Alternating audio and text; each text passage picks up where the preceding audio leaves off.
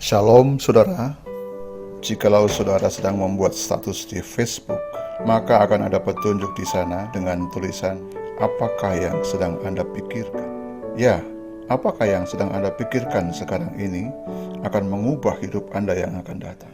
Respon kita sebagai orang yang telah mendapatkan kemurahan hati dari Allah adalah mempersembahkan tubuh kita. Itu adalah topik yang sudah kita bahas dalam ayat yang pertama. Selanjutnya Allah mau kita merubah pikiran kita.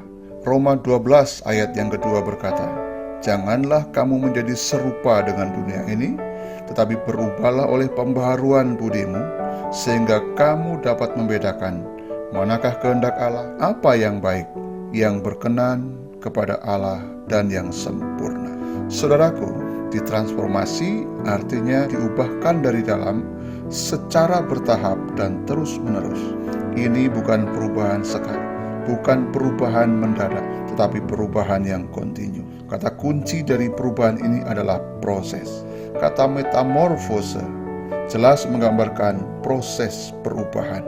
Pernahkah saudara memegang ulat kecil menjadi ulat yang lebih besar lagi, menjadi kepompong, kemudian menjadi kupu-kupu? Pernahkah saudara memegang, melihat dan mengamati betapa indahnya kupu-kupu tersebut?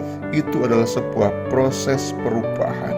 Seseorang yang ingin indah seperti kupu-kupu, menarik hati Tuhan, menawan hati Allah, caranya adalah dengan menjadi pribadi yang diperbaharui pikiran kita. Ya, diperbaharui pikiran kita. Pembaharuan pikiran macam apakah yang Allah mau terjadi atas saudara dan saya? Yang pertama adalah Allah mau pikiran kita berbeda dengan pola pikir dunia. Janganlah menjadi serupa dengan dunia ini.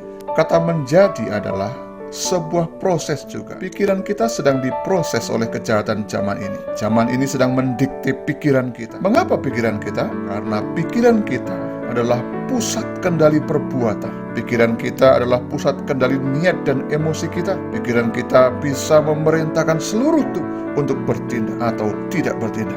Apa yang dilakukan dunia adalah membuat pola pikir kita supaya pikiran kita terpola dengan keinginan mereka. Serupa artinya terkonfirmasi, dibenarkan dan dikuatkan. Jadi jika pikiran kita menjadi serupa, terkonfirmasi dengan kejahatan dunia, maka hasil dari perbuatan kita akan menjadi jahat. Pola pikir kita membenarkan kejahatan dunia, maka niat kita pula akan menjadi jahat. Pikiran adalah medan perang bagi orang percaya. Setan tidak bisa memasuki hati orang percaya. Bahkan kuasa jahat tidak bisa mengendalikan tubuh orang percaya. Namun dunia dan bahkan kuasa kegelapan akan mendikte, mempola, membentuk pikiran orang Kristen. Tujuannya adalah supaya semua orang yang percaya pikirannya jahat seperti pikiran dunia ini. Contohnya, pikiran tentang percabulan, tentang penipuan, keserakahan, kenajisan, dan lain sebagainya. Dunia sedang mendikte supaya pikiran kita membenarkan atau mengkonfirmasi dan menyetujui hal itu. Oleh karena itu, kuasai pikiran kita dan jangan serupa dengan dunia. Allah menghendaki kita memikirkan semua yang benar, semua yang mulia, semua yang adil, semua yang suci, semua yang manis, semua yang sedap didengar, semua yang disebut kebajikan dan patut dipuji. Filipi 4 ayat yang ke-8. Apa yang kita pikirkan sekarang akan menjadi pola. Jadi janganlah kita serupa dengan apa yang dipikirkan dunia, tetapi berubahlah dalam pembaharuan pikiran kita. Yang kedua, pembaharuan pikiran macam apakah yang Allah mau terjadi atas orang yang percaya? Yang kedua adalah pikiran yang sepadan dengan kehendak Allah. Ada kata sehingga kamu dapat membedakan manakah kehendak Allah. Dalam bahasa Inggris artinya sehingga kamu bisa menyelidiki dan membuktikan kehendak Allah. Jika kita tidak serupa dengan pola pikir dunia, maka pikiran kita akan menganalisa apakah tindakan kita, emosi kita, bahkan perbuatan kita sesuai dengan kehendak Allah atau tidak. Namun perlu diingat bahwa membuktikan kehendak Allah di sini artinya dibuktikan dengan tindakan. Tindakan macam apakah yang membuktikan kehendak Allah? Yang pertama adalah baik, yang kedua adalah berkenan, yang terakhir adalah sempurna. Baik di sini merujuk pada kekudusan moral. Dosa merusak moral kita, namun kekudusan selalu memulihkan kita. Jadi kebaikan ini bukan sekedar kebaikan umum seperti kalau aku kuliah baik, kalau aku mandi adalah baik. Bukan.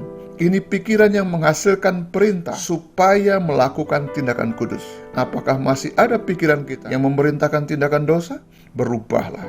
Apakah masih ada pikiran kita yang memerintahkan tindakan cemar? Bertransformasilah. Berkenan artinya menyenangkan Tuhan. Jadi yang dimaksud di sini adalah apakah pikiran kita memerintahkan seluruh emosi, kehendak, dan tindakan kita untuk menyenangkan Tuhan. Menyenangkan Tuhan menuntut satu kata, taat. Kita harus belajar taat jika mau menyenangkan Tuhan. Yang terakhir, sempurna. Sempurna di sini berarti kualitas moral yang tak tertandingi dan mutlak. Secara manusia itu sulit dilakukan, tetapi ingat, proses. Dan jika pikiran kita mengendalikan ke arah sana, lama-kelamaan kita akan sampai ke sana. Kita harus sempurna seperti Bapa adalah sempurna. Matius 5 ayat 48. Kata sempurna bisa dijembatani dengan kata dewasa. Kita harus dewasa dalam berpikir. Jika kita dewasa dalam berpikir, maka kita akan dewasa dalam bertindak. Dewasa juga dalam berkehendak, dan karakter kita pun akan menjadi dewasa. Tuhan Yesus memberkati kita.